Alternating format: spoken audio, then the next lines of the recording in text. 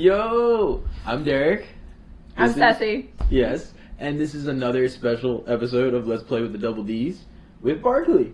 We're going to talk about a few games today, but I think the focus we're going to have is on Breath of the Wild. We're going to get a little bit into our thoughts on Breath of the Wild and kind of its relation to the series.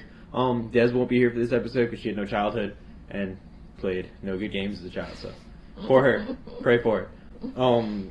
So yes, we have both recently beaten Breath of the Wild, and we have very similar thoughts. I like Barkley, sadly. So I feel like we have very similar thoughts on it. We both loved it. Of course. I mean, it's a Zelda game. What's not to love? Exactly. But you hadn't beaten a Zelda game previously. Yeah, so I've started several different Zelda games. I've tried to play the one on the NES, the original one, Ocarina of Time, the original and the remake. I tried to play Wind Waker. Wind Waker. See, I don't even know the name. And I just never finished them because it just didn't, I don't know. Like, I would get into a certain temple or a puzzle or whatever, and it would just be too difficult, I guess, if that makes sense. Because, like, the whole puzzle type system that Zelda is based on is just, like, it can be a lot and really overwhelming, like, especially when you're a kid. And, like, I was not super about that. So I would pick up a lot of Zelda games and then just, like, never finish them. I had a similar problem when I was a kid. I could never grasp the concept behind Majora's Mask. The whole like having a time limit when I was a small child blew my mind. So I think I played the first mask you get is the Deku mask. Yeah.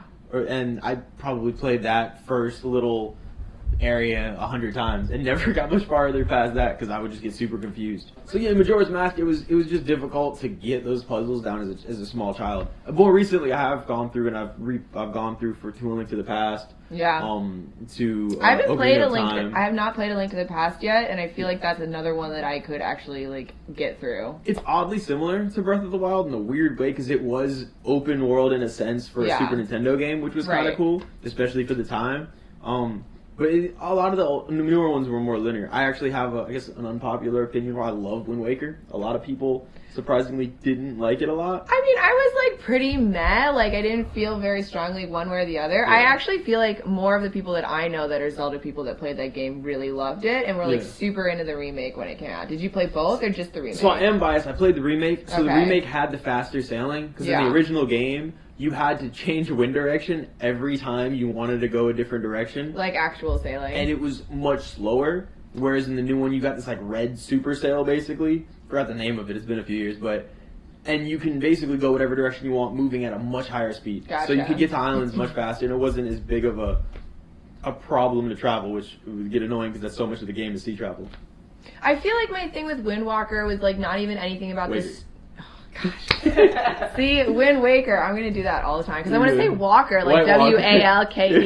Like, I don't know. Okay, Wind Waker. My thing with Wind Waker was not even necessarily about, like, the story or the gameplay mechanics or anything like that. It was just the art style. Yeah. Which, like, some people were super into, and, like, it was really neat and interesting. But as far as, like, actual gameplay went, like, I just couldn't, it didn't work for me. Yeah. I mean, the art style was definitely, I think, it helps it hold up. Sometimes you can go to it, but actually Zelda in general holds up shockingly well. Because if you look at games of that era, I went back not too long ago to try to replay Final Fantasy VII on the PlayStation 1, and it is so hard to look at times. Just the shapes and the way everything looked. Like the fact that you can go back and play Ocarina of Time in its original form, and it still holds up is mind blowing, which is super cool. And all that kind of takes us back to Breath of the Wild and how they could basically change the whole series formula. Going into this open world this whole open world style for the game, and I'm super biased. I don't necessarily, despite the fact I play a lot of open world games, I don't like the trend to every game going to open world. Yeah. Because I feel like it just turns into you go so much more quantity over quality, and so many games are just like you can play this for 700 hours, but like. You're doing fetch quests for 400 of those. But so, for Breath of the Wild, though, so I'd never played an open world format game before. That was my first time ever playing one. And, like, the map doesn't actually feel like it's that big. Yeah. Like, it is the open world format in that I can go wherever I want and do whatever I want. There aren't levels or stages or whatever. But I felt like going from one side of the map to the other, it wasn't, like, this huge, arduous ordeal, like, trying to get there. And I really appreciated that it was, like, a true open world system, but it wasn't overwhelmingly so. Exactly. And I feel like a lot of what makes it feel like that is the fact everything seems well thought out. Yes. So every shrine you do seems like there was thought put into it. It's not just randomly generated dungeons or anything like that. Everything seems placed in a certain way that like you can have this huge experience in this, but it doesn't feel like someone just threw it together just to make infinite space. Yeah, so that was always my thing when I was playing, is like someone put this ledge or whatever, like someone put this here for a reason, because the game is so tight and so well put together. Yeah. So like I feel like even that just experience of knowing that everything is designed with intention made the game a lot more playable as well, because it was like, oh, if I'm stuck, well, maybe let's think about using this part of the environment or something like that. And so I also actually really appreciated the shrine format of like having a bunch of little mini puzzles to do, as opposed to like one huge like temple or level or something that was full of like impossible puzzles, because if I got stuck on something, I could just leave and go do a different one and then come back later, or like, you know, wait until someone else was around to like help me figure it out. Because I tried not to Google a lot of stuff when I play. Yeah, no, I did try to go in blind. So I feel like that was a lot of the reason why I went so far into the game. So like I beat it all the way to completion. I have like over 150 hours in the game. And it's like the only game that I've ever spent that much time on. So like I am a gamer, I guess you could say, but I'm like a Nintendo gamer. So like I've never had an Xbox or a PlayStation or anything, and I feel like those are the games that are a lot more like time sucking. Yeah. Whereas Nintendo, it's their games are designed to like sit down and play for 20 minutes and like go hang out with your friends and then come back. Like they're meant to be I guess consumed in smaller portions. Yeah. So it was just like this new experience for me of just constantly wanting to come back and play this game and putting so much time and energy into it. Like upgrading all of the armor. Like I had this whole like notebook paper like sheet of like, okay, these are the things, like the items I need to get to upgrade my armor. This is how many I need. This is where I can go find them. This is how frequently they respawn. Like I had a whole sheet going. With the spreadsheets. Yeah, well, so I thought about actually making an Excel sheet, but I was like, oh, I don't want to be that. I don't want to be that way. But so I'm on a more casual level, I guess, in the game. So I'm only 60 something hours in. So I got the true ending. Yeah. I did all the main story quests. I haven't gone back to finish the shrines yet. But I do feel it's very similar, where it does kind of keep wanting to bring you back.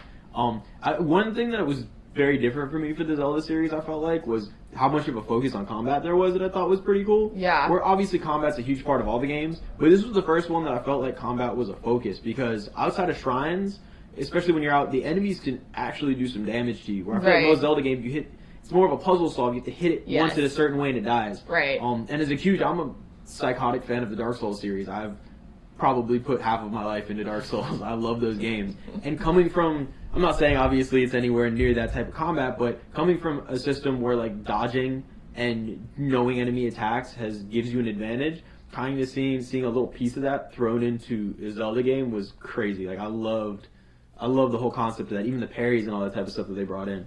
My one complaint though, okay, so I definitely really appreciated the combat component and like being able to go out and search for like, oh, I want the fire sword, like to take down these people, whatever. Yeah. I hated the weapons like breaking. I feel like they broke way too frequently, even once you got the master sword, which would just like recharge instead of like actually breaking. Yeah. It just felt like, okay, I can play the game for 20 minutes, and now I have to go spend 20 minutes, like, finding new weapons. Like, the weapon conditions thing was, like, I feel like I got the point, and I respect it, you know, like, nothing is impervious except for the Master Sword, but, like, I feel like it was just a little too far for this game, for this type of game. Yeah. But, I don't know, it's probably just one of those things where it's, like, that's not a gameplay mechanic that Nintendo's ever actually used before.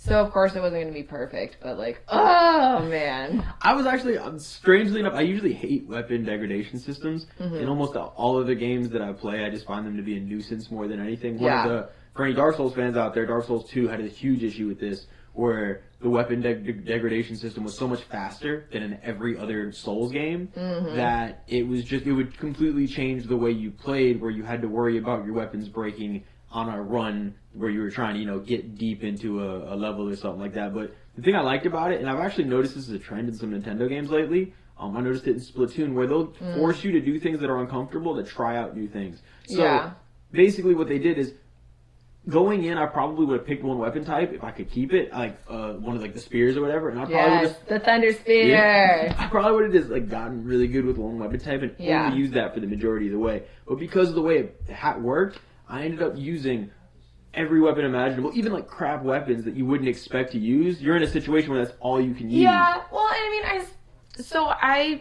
would actually disagree and say that I didn't really play that way at all. So when I was getting the Korok seeds to get the extra slots, I only ever got like sword slots. I never got bow and arrow slots. I never got shield slots. I only did the sword slots, and then I only played with spears and one-handed weapons. Like like occasionally I'd pick up a club or something like if it was there, but like only because I didn't want to like waste the use of one of my weapons. So like I didn't really switch what type of weapon I used, if that makes sense. I just carried like a ton of them with me at all times. No, yeah, I definitely did the opposite. I still probably have like 60 Korok seeds on my save file that just weren't used because I just got into kind of like a rhythm of enjoying.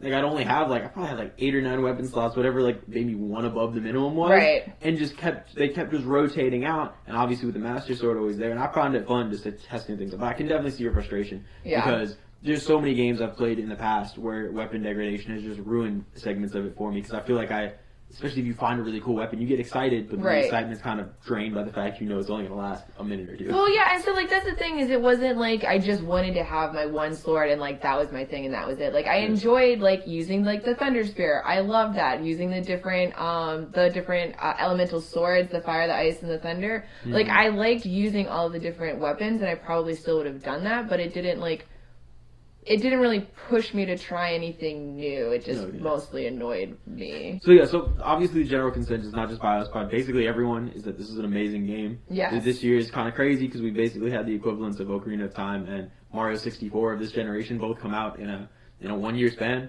But obviously there are some drawbacks. I loved it. Like it's not like necessarily a huge negative, but it didn't feel as Zelda-like as other Zelda games, which is for sure a thing where most times I guess it's just nostalgia more than anything else.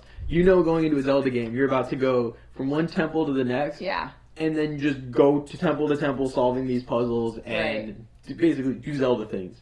And I can definitely see where some people could have been frustrated if you're a longtime fan of the series and you played every game, that it felt like they were straying. But I think the thing is they did everything so good in the game that no matter how mad you could be about them straying, they just did it so damn well you couldn't get too mad. And they got people like me who've picked up 5 or 6 different Zelda games and never finished, but like here I am like 100% completion on Breath of the Wild. So that's true. Yeah, I mean, I guess my overall feeling about Breath of the Wild was just like pure joy and surprise because like it was so different from any game that I've ever played before, and just like being able to like really like integrate myself into that world and like really become invested in like what was happening, and being able to like do all of these new mechanics that were like foreign to me. Like the horse riding I thought was really cool, catching the horses. I know that's like that's a typical like Zelda game trope, like playing with the horses, but like that was brand new for me, and I thought that was really fun. Something new where you're actually going out and basically hand picking your horse, which was kind of almost leveling up your horse. Right? Which is cool.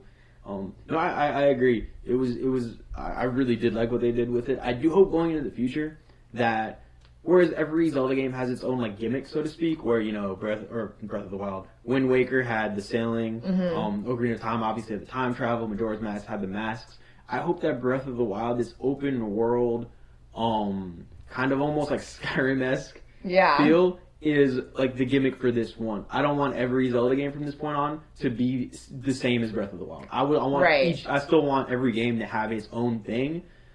That they can have open world aspects, but I feel like the gimmick, so to speak, of this Zelda was how open it was, how you basically had freedom of choice, which is a really cool, different thing. But no, really, obviously, the way Zelda games work, it's going to be a while before we see another one. But hopefully, they gave us no reason to distrust them. So, and we now just got the second DLC just came out, so I just downloaded it. I haven't started it yet, but it's queued up and ready to go on my Switch. So. Bueno. So we would love to hear what everybody thinks. Hopefully, if anybody has any strong negative thoughts about the game, I would love to hear it. Just because I've heard so much positive, I would love to hear some kind of differing opinions. But just let us know what you think, and thank you for joining us. Bye.